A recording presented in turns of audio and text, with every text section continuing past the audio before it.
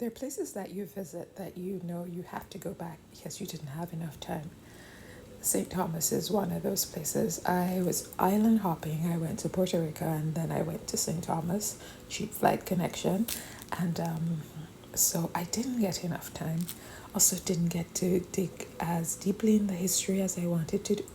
Here we see a bus. They have those kind of buses, they're actually taxis. And you need to be able to drive to get all the way around the island. So that was a part of the impediment. I stayed at it was off season and I stayed at a nice hotel, a resort actually. It's Blackbeard's, where the Blackbeard Historical Museum is. And of course, you can see I saw great sights from my room. And I also, when I travel, I like to have a room where you have a kitchen because I like to control what I eat. One of my issues on St. Thomas was a similar issue I keep having now visiting the Caribbean, is that food is not produced there. And so most of the food is imported, and so it's expensive for the local people. We're seeing there, I went out and I dined at a local restaurant. The food was good, and the drink was good. They have a nice historical area because it's frequented by cruise ships. It's well maintained and it's very walkable. So you have many historical buildings there, highlighting Danish architecture, because at some point they were colonized by Danish people.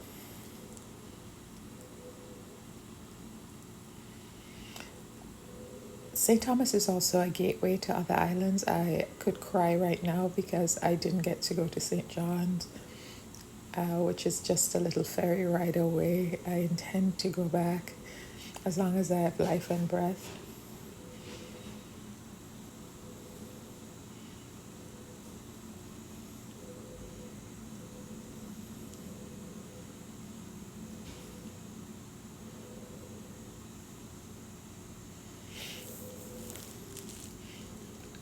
But I think that's how travel works. You'll never completely see somewhere. Even I live in New York City and I've never completely seen anything.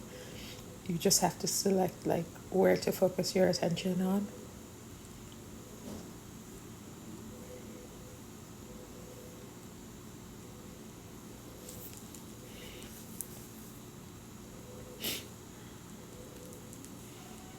When I was there, the strangest thing, when I had to go to the beach, it seemed we were going up a hill in order to get to the beach.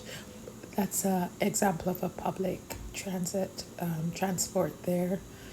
It, it's this open vehicle that there are no sides or very little air is coming in from everywhere.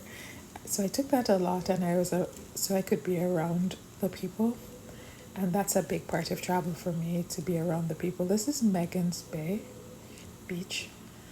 It's very gentle. The beach is long, and what I loved about it is that you have trees, so that you don't have to get a beach chair here. You just tuck yourself under a tree, and there is food places there to buy food. So Megan Bay is really nice.